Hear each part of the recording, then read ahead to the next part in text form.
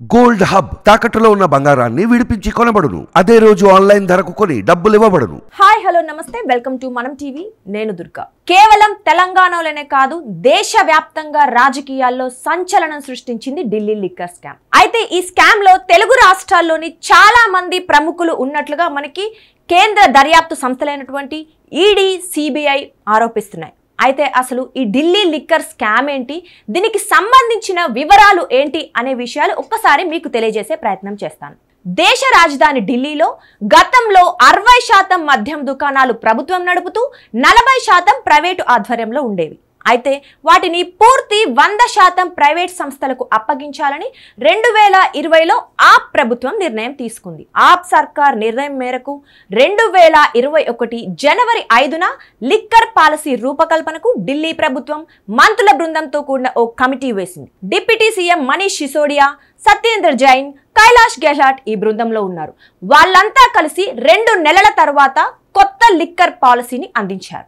ఈ కొత్త లిక్కర్ పాలసీని ఆప్ సర్కార్ మే 21, 2021న ఎలాంటి సవరణలు లేకుండానే ఆమోదించింది.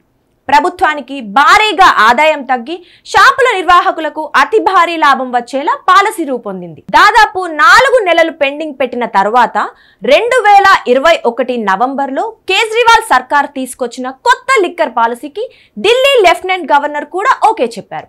దీంతో 2021లో కేజ్రీవాల్ ప్రభుత్వం కొత్త మద్యం పాలసీని అమల్లోకి తీసుకొచ్చింది. మద్యం అమ్మకాలకు ప్రభుత్వం టెండర్లు పిలిచి ప్రైవేటు వ్యక్తులకు షాపులను అప్పగించింది. దీనికి గాను వారి నుంచి లైసెన్స్ ఫీజు వసూలు చేసింది. కొత్త ఎక్సైజ్ పాలసీకి అనుగుణంగా ఢిల్లీలో 849 మద్యం దుకాణాలు తెరుచుకున్నాయి. ఈ పాలసీ అమలు సమయంలో లైసెన్స్ ఫీజులను కూడా ప్రభుత్వం భారీగా పెంచింది. కొత్త మద్యం పాలసీ అమల్లోకి వచ్చిన తర్వాత L1 లైసెన్స్ కోసం కాంట్రాక్టర్లు 5 కోట్లు చెల్లించాల్సిందిగా చెప్పారు. అయితే గతంలో మాత్రం కాంట్రాక్టర్లు కేవలం 25 లక్షలు చెల్లించాల్సి వచ్చేది. అదేవిధంగా ఇతర కేటగిరీల్లో లైసెన్స్ ఫీజులు కూడా భారీగా పెంచింది ఆప్ సర్కార్. దీంతో బడా మద్యం కాంట్రాక్టర్లకు మాత్రమే మార్కెట్లో లైసెన్సు లభించాయి. ఢిల్లీ ప్రభుత్వం తీసుకొచ్చిన కొత్త పాలసీ ప్రకారం మద్యం హోమ్ డెలివరీ చేసుకోవడంతో పాటు మద్యం షాపుల్లో తెల్లవారుజామున 3 గంటల వరకు తెరుచుకునే వెసులుబాటు ఉంది. మద్యం ధరల విషయంలో ప్రైవేట్ వ్యాపారులు స్వేచ్ఛగా వ్యవహరించే అవకాశం ఉంది. అంటే ధరలను వారి ఇష్ట ప్రకారం పెంచుకోవచ్చన్నమాట. లైసెన్సుల జారీ విషయంలోనూ అపరిమిత డిస్కౌంట్లను కేజ్రీవాల్ ప్రభుత్వం ఆఫర్ చేసింది. ఈ వెసులుబాట్ల ద్వారా ప్రభుత్వానికి వచ్చే ఆదాయాన్ని 27% పెంచుతున్నామని, అదనంగా 8,900 కోట్లు ప్రభుత్వ ఖజానాలోకి చేరుతాయని కేజ్రీవాల్ ప్రభుత్వం అప్పట్లో ప్రకటించింది. అయితే 2022 ఏప్రిల్లో ఢిల్లీ చీఫ్ సెక్రటరీగా నరేష్ కుమార్ నియమితులయ్యారు. ఉద్యోగంలో చేరగానే కొత్త లిక్కర్ పాలసీని క్షుణ్ణంగా స్టడీ చేసిన నరేష్ కుమార్ లిక్కర్ పాలసీ రూపకల్పనలోనే అవకతవకలు జరిగాయని, మద్యం దుకాణాల కేటాయింపులోనూ తప్పులు జరిగినట్లు గుర్తించి దీనిపై ఓ రిపోర్ట్ని రెడీ చేసి లెఫ్టినెంట్ గవర్నర్కు అందించారు. దీంతో ఈ విషయంపై కేంద్ర హోంశాఖ కార్యదర్శి అజయ్ భల్లాకు లెఫ్టినెంట్ గవర్నర్ లేఖ రాశారు. జూలై 22, 2022న ఆ లేఖ పరిగణలోకి తీసుకొని సిబిఐ దర్యాప్తునకు కేంద్ర హోంశాఖ ఆదేశాలు జారీ చేసింది. అయితే ఓ వైపు చీఫ్ సెక్రటరీ నివేదిక రూపొందిస్తున్న సమయంలోనే కొత్త లిక్కర్ పాలసీని రద్దు చేస్తున్నట్లుగా కేజ్రీవాల్ ప్రభుత్వం ప్రకటించింది. తాము ఆశించిన స్థాయిలో ప్రభుత్వ ఆదాయం పెరగటం లేదని, అందుకే కొత్త పాలసీని రద్దు చేస్తున్నట్లు ప్రకటించింది ఆ ప్రభుత్వం. లైసెన్సుల జారీలో లంచాలు తీసుకొని పర్మిషన్లు ఇచ్చారని, మద్యం పాలసీలో మార్పులు చేస్తూ ఢిల్లీ డిప్యూటీ సీఎం మనీష్ సిసోడియా ప్రభుత్వానికి 145 కోట్ల రూపాయల నష్టం చేశారని, ప్రతి బీర్ కేసుకు ప్రభుత్వానికి చెల్లించాల్సిన ఇంపోర్ట్ డ్యూటీని ప్రభుత్వం మాఫీ చేసింది. అంతేకాకుండా మద్యం వ్యాపారులు లైసెన్స్ ఫీజు రూపంలో ప్రభుత్వానికి కట్టాల్సిన 145 కోట్ల రూపాయలను కోవిడ్ పేరుతో ఏకపక్షంగా ప్రభుత్వం మాఫీ చేసిందని ఆరోపణలు ఉన్నాయి. కొందరు ప్రైవేట్ వ్యక్తులకు లాభం చేకూర్చేలా ఈ కొత్త లిక్కర్ పాలసీని తీసుకొచ్చారని, సౌత్ గ్రూప్ అనే పేరుతో దక్షిణాదికి చెందిన కొందరు ఓ సిండికేట్ గా ఏర్పడి ఈ పాలసీ ద్వారా లబ్ధి పొందారని, ఈ క్రమంలో ఆ ప్రభుత్వానికి లంచాలు ముట్టాయని అనేక ఆరోపణలు ఉన్నాయి. కొత్త మద్యం పాలసీలో నిబంధనల ఉల్లంఘన, అవకతవకలకు సంబంధించి 15 మంది నిందితులపై 2022 ఆగస్టులో సిబిఐ ఎఫ్ఐఆర్ నమోదు చేసింది. ఆ తరువాత సిబిఐ నమోదు చేసిన కేసుకు సంబంధించి పిఎంఎల్ఏ కింద మనీ లాండరింగ్ కేసును ఈడీ దర్యాప్తు ప్రారంభించింది.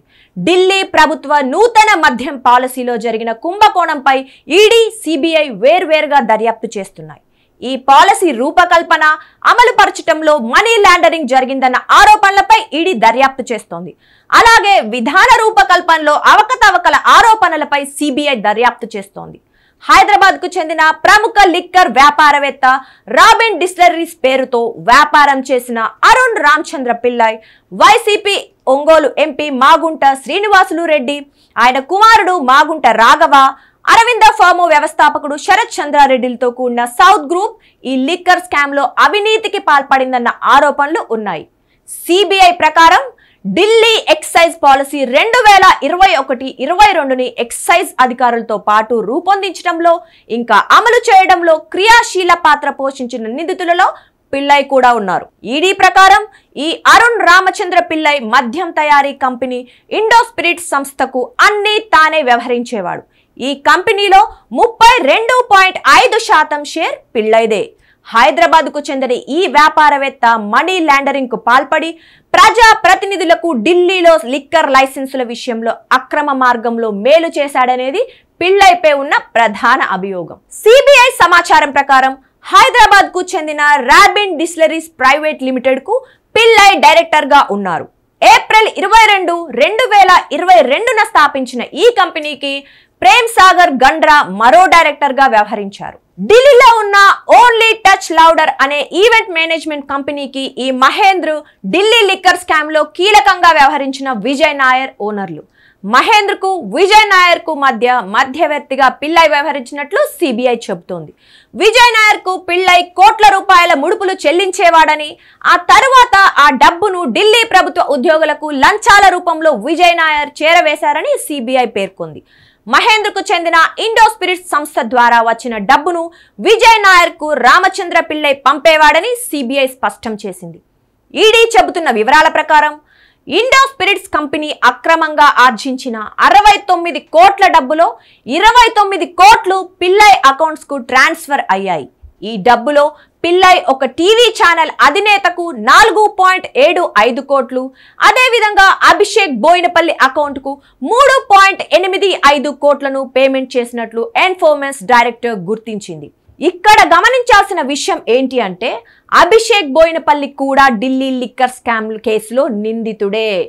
ఇక్కడ మరో ట్విస్ట్ ఏంటంటే అరుణ్ రామచంద్ర పిల్లైకు చెందిన Robin distilleries private limited and Robin distribution LLP address BRS MLC Kavitha బంధువులకు చెందిన బ్యూటీ పార్లర్ కు ఒకటే అడ్రస్ ఉండడం. తాను బీఆర్ఎస్ ఎమ్మెల్సీ కవిత ప్రతినిధినని, ఆమె తరపున సౌత్ గ్రూప్ కి ప్రాతినిధ్యం వహించానని అరుణ్ రామచంద్ర పిల్లై ఈడీ విచారణలో అంగీకరించినట్లు సమాచారం.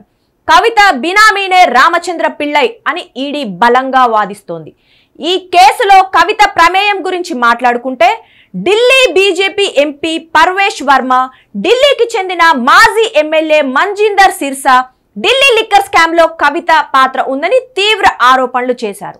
కేసీఆర్ కుటుంబ సభ్యుల సూచనలతోనే ఢిల్లీ మద్యం విధానాన్ని రూపొందించారని, మద్యం విధానానికి సంబంధించిన చర్చల్లో స్వయంగా కవిత పాల్గొన్నారని ఢిల్లీ ఉప ముఖ్యమంత్రి సిసోడియా, ఎక్సైజ్ అధికారులు, కేసీఆర్ కుటుంబ సభ్యులు సదరు హోటల్లో జరిగిన చర్చల్లో డీల్ కుదుర్చుకున్నారని వారు ఆరోపించారు. అరుణ్ రామచంద్ర పిల్లై ఢిల్లీలోని ఓబ్రాయ్ హోటల్లో 6 నెలల పాటు కవిత కోసం ఒక గదిని బుక్ చేసి ఉంచారని తెలిపారు. రామచంద్ర పిల్లైని ఢిల్లీలో వ్యాపారం చేయడానికి కవిత తీసుకొచ్చారని సైతం పేర్కొన్నారు. లిక్కర్ మాఫియా కమిషన్ ను 10% పెంచేందుకు చేసుకున్న 150 కోట్ల రూపాయల డీల్లో మొదటి విడత మొత్తం కవిత ద్వారా ఢిల్లీ డిప్యూటీ సీఎం సిసోడియాకు ముట్టిందని వారు ఆరోపించారు. ఈ కేసులో తాజాగా కవితతో పాటు ఢిల్లీ సీఎం కేజ్రీవాల్ కూడా అరెస్ట్ అయిన విషయం తెలిసిందే.